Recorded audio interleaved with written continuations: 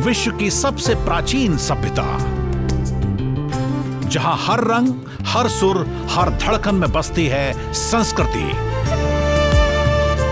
जहां हर राग में इतिहास गूंजता है, हर नृत्य में दर्शन झलकता है और विरासत हमारे जीवन का हिस्सा बन जाती है। IGNCA पेश करता है संस्कृति यात्रा, भारत की मूर्त और अमूर्त धरोहरों का अद्भुत सफर।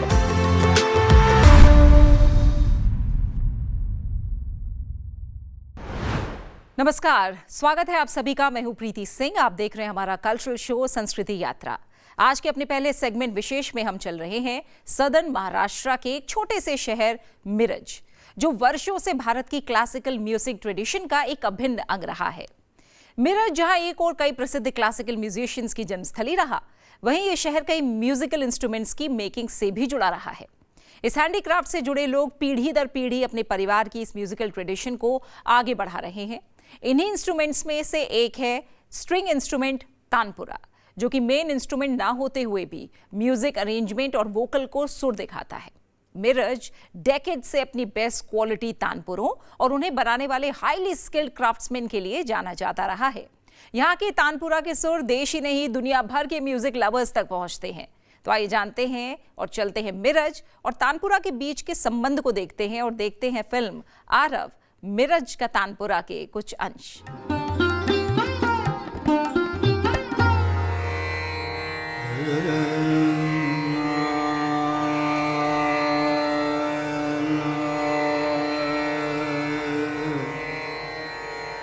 तानपुरा यह संगीतकारों का जीवन साथी है।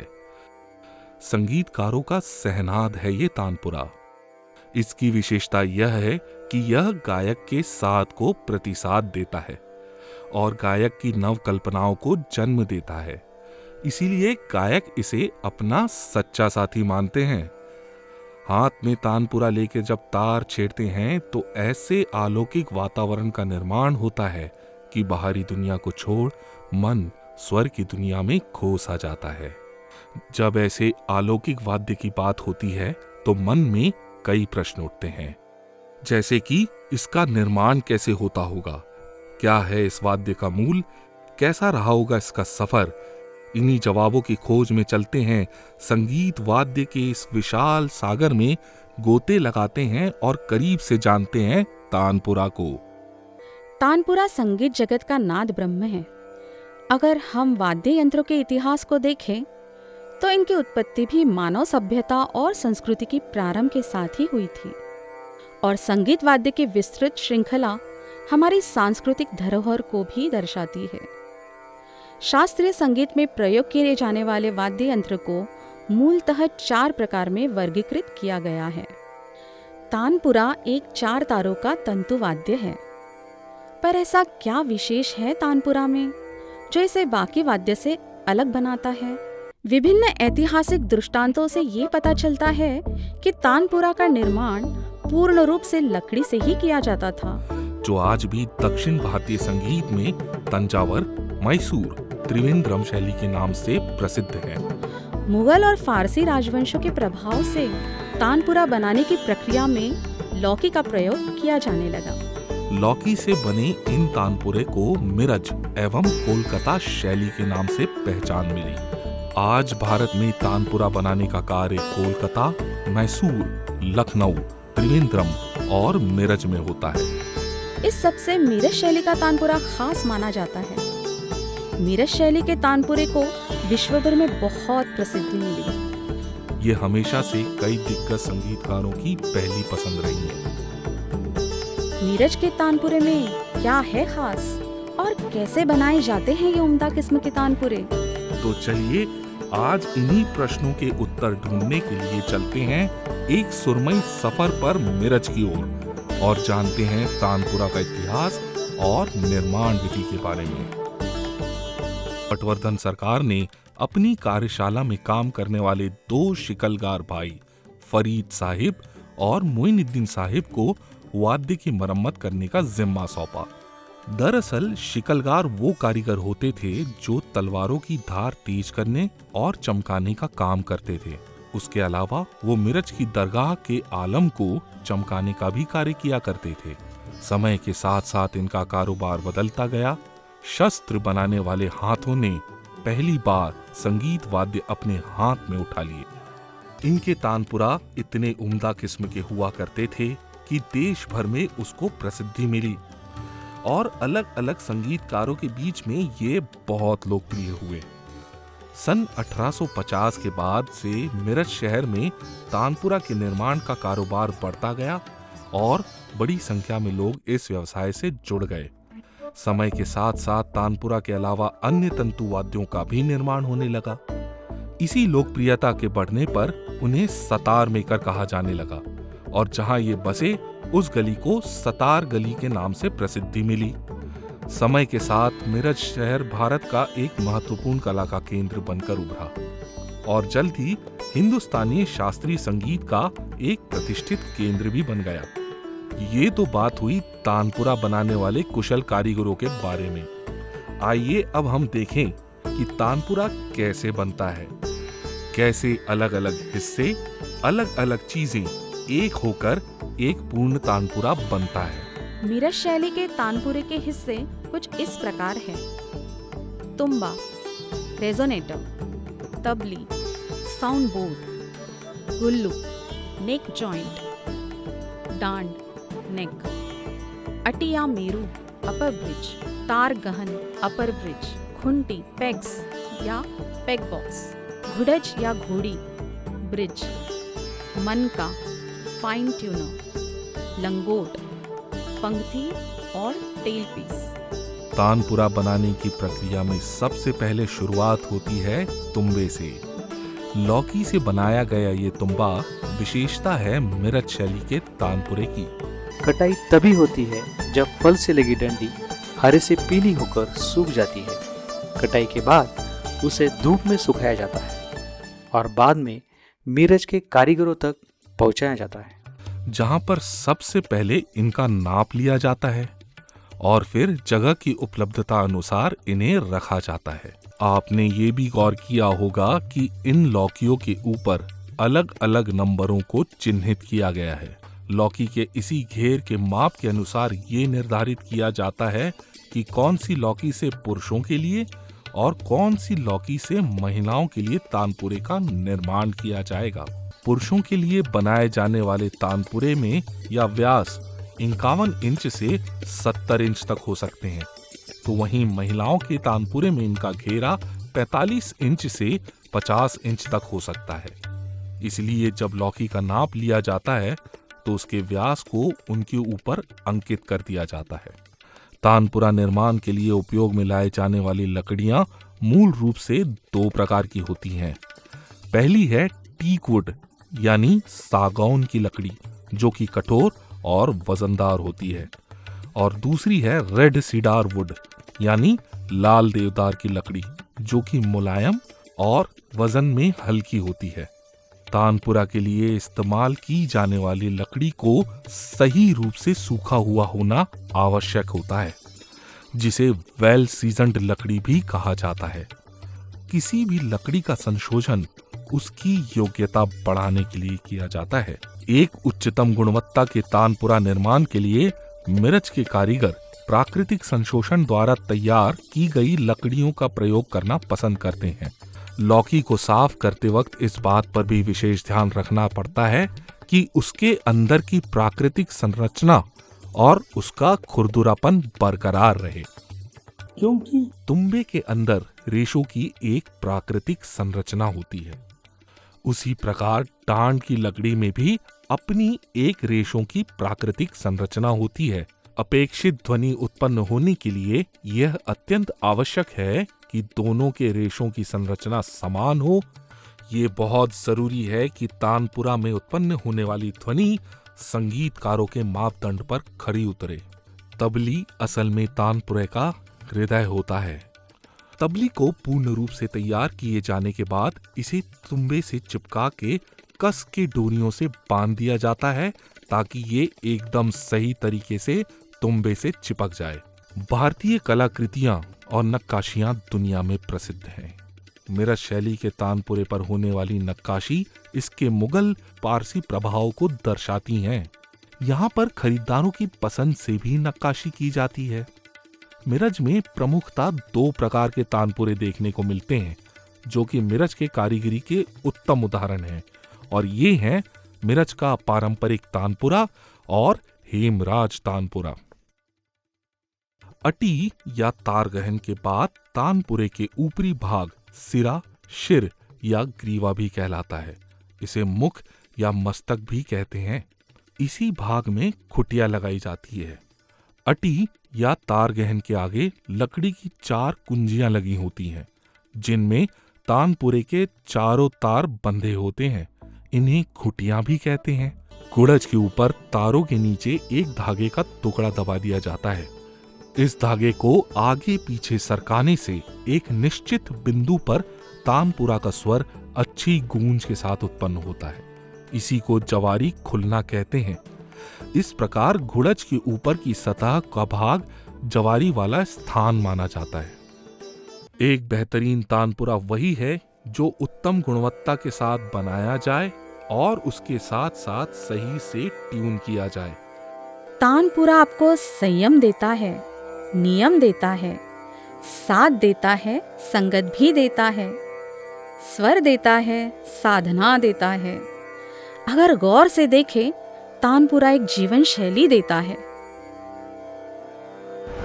मिरज की तानपुरे की मधुर परंपरा से आगे बढ़ते हैं नेक्स्ट सेगमेंट संवाद की ओर। हमारे देश में शास्त्रीय संगीत की जितनी पॉपुलैरिटी है, उतनी ही मांग फोक ट्रेडिशंस की भी है। फोक ट्रेडिशंस की बात हो और बिहार के भिखारी ठाकुर का नाम ना आए, ऐसा संभव नहीं। बिहार के फोक थिएटर विदेशिया को शुरू करने और पॉपुलर बनाने में भिखारी ठाकुर का बहुत बड़ा योगदान है। इन्हीं की नाटक मंडली में एक सीनियर परफॉर्मर हुए हैं महान लोक कलाकार रामचंद्र माझी, जिन्होंने भोजपुरी फोक थिएटर को नई ऊंचाइयों तक पहुंचाया।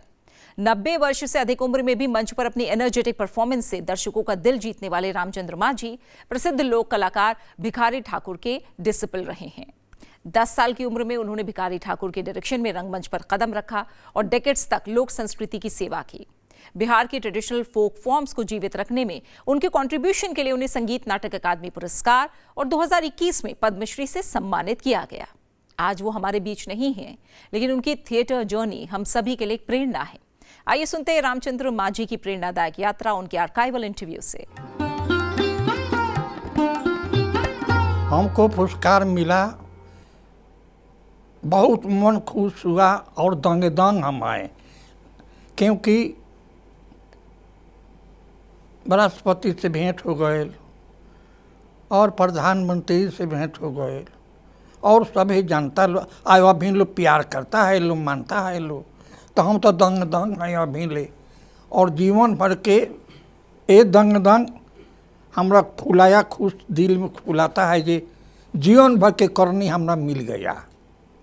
जौन कमाया तौन तो खा गए, लेकिन उसका ज्योति निकल कर हमको दिया पैदा होगा, अब मिल गया, बोलिए।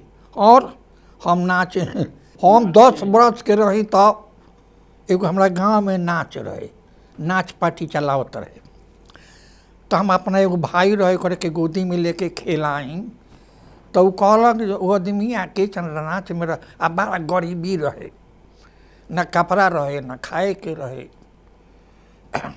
कहलन के चल नाच में रहबे, की बात नाच में ना रह, काहे रे? हम तो बाबू से पूछी है ना। अब वही हमरा के आवाज में लगाओ तब बाजा बजावे हारमोनिया, चिल्ला कल के सिखावे ला, सिखाओ 10 दिन के बाद हम गावे लगनी। देखिए हमरा वो घड़ी हमारा इतना बुझाइल कि हमारा मन में हम एगो कहेलो तो हम 4 गो गा दी आ सीखी। अब सीखते से हम करे लगनी आ लोग सराहे लागल, हमारा मन बढ़े लागल और मान करे लागल लोग, तो इससे हमारा और मन फुलाते रह गए। और अभी ले हमारा दुख नहीं भर, ठीक बा। वह तो हम बोले जे 10 बरस के रही तो हम भिखारी ठाकुर के साथ गईनी। अब जब से गईनी तो थोड़े देर 2 महीना 3 महीना तकले नचली गवली, ओकरा बाद तो सब तमाशा में अझुरा गईली। जैसे तमाशा में लेडीज के पाठ हमरा मिल गए, अभी लेडीज बनते बनी आ पाठ करत तनी, कोनो बात तो नहीं खे, ठीक बा। विदेशिया में एक घड़ी के तो लोग हंसी कि देखो एक बूढ़वा के अब रखेलिन के काम करीला कि उनमें देखावे के बा विदेशिया में कि सती औरत के का लक्षण हो आ बदमाश औरत के का लक्षण हो। इनमें भिखारी ठाकुर बनौले बरन पूर्वी के लय में हम गा देता नहीं। दोनों परानी राजा एक साथ रहे के, ये दोनों हो परानी राजा एक साथ रहे के। अब कितना खेले है तो अब क्या कहें, बहुत खेले हैं। विदेशिया तब मशहूर है, विदेशिया, बेटी बेचबा, गंगा स्नान, भाई विरोध, कलयुग बहार, विधवा विलाप, गंगा स्नान है, कृष्णलीला, तो नंदी भौजी तक का बहुत बा। अब सब में लेडीसे के काम बा, का करब। धन कलयुग जी के बाटे बलिहारी, बेटा के देह पहुँचे बाबू के गाड़ी, आ साथ भैली हल्की पतोह भैली भारी। धन कलयुग जी के बाटे बलिहारी। जब मैं पिया से मिली शर्म से मैं झुकी रह गई। मैं तो लाई थी सौगाते, अरे मैं कैसे, मैं तो लाई थी सौगाते, मैं कैसे गिठड़िया बांधी रह गई। वासल की आंखों में उनकी जवानी मेरी, उनसे कह देना सारा कहानी मेरी। चल दिए रुक सके ना घड़ी दो घड़ी, चल दिए रुक सके ना घड़ी दो घड़ी। मेरी सेजिया सजी रह गई। वासल की रात जब मैं पिया से मिली। अभी आपने संवाद में सुना प्रसिद्ध लोक कलाकार पद्मश्री रामचंद्र माझी को, जिन्होंने बड़े बेबाक और सहज अंदाज में अपनी बात रखी। बढ़ते आगे अगले सेगमेंट माटी सुगंध की ओर, जहां भारत सरकार का मिनिस्ट्री ऑफ कल्चर एक मेगा प्रोजेक्ट चला रहा है, मेरा गांव मेरी धरोहर, जिसका मकसद है भारत के गांव की कल्चरल मैपिंग करना, ताकि गांव की विरासत को डॉक्यूमेंट किया जा सके। और इसी क्रम में आज हमारी संस्कृति यात्रा में लेकर चल रही है उत्तर प्रदेश की महोबा डिस्ट्रिक्ट में स्थित कबरई ब्लॉक की ओर। कबरई अपनी ऐतिहासिकता के लिए जाना जाता है और यहाँ पर 12वीं सदी में बना मकरबाई मंदिर अपनी खास शैली के लिए जाना जाता है। साथ ही ruins of Chandela dynasty fort भी देखे जा सकते हैं। बुंदेलखंड का ये विकास खंड आल्हा उदल की वीरता की कहानी के लिए भी जाना जाता है। विजय सागर बर्ड सेंचुरी भी यहाँ का मुख्य आकर्षण है। तो आइए चलते हैं कबरई विकास खंड की ओर। भारत के उत्तर प्रदेश राज्य के महोबा जिले का एक विकास खंड है कबराई। महोबा देश भर में गौरवान्वित है 12वीं शताब्दी के 2 वीर भाइयों आल्हा और ऊदल के लिए, जिन्होंने पृथ्वीराज जैसे महान राजा से युद्ध करने का साहस दिखाया। बुंदेलखंड की माटी का हर कण उनके किस्से बताता है। चंदेल रियासत का 12वीं शताब्दी में बना एक मंदिर कबराई विकास खंड में भी देखने को मिलता है। इस विकास खंड में गांव के केंद्र में उपस्थित है चंदेलों द्वारा निर्मित ग्रेनाइट पत्थर से बना हुआ 3 भुज मंदिर। 12वीं शताब्दी का यह संरक्षित मंदिर आज भी सुरक्षित अवस्था में है। इस मंदिर के तीनों मंडप एक समान ऊंचाई के हैं। जबकि गर्भगृह के बाहर गंगा और यमुना की मूर्तियां बनी हुई हैं। तीनों गर्भगृहों में पहले मूर्तियां थीं, लेकिन अब वे समय के साथ अनुपस्थित हैं। इसकी बनावट महोबा में बने सूर्य मंदिर से काफी मिलती जुलती है। इस गांव का हर घर चंदेलों का इतिहास सुरक्षित रखे हुए है और आल्हा उदल का एक बैठका आज भी गांव में किसी के घर में संरक्षित है।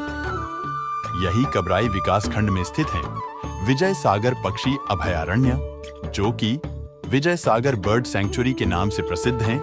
झील के किनारे स्थित इस वन में 200 से अधिक प्रजाति के पक्षी देखे जाते हैं। इसी विजय सागर के कुंड के पास निर्मित हैं चंदेल कालीन दुर्ग, जो अब खंडहर में बदल चुका है।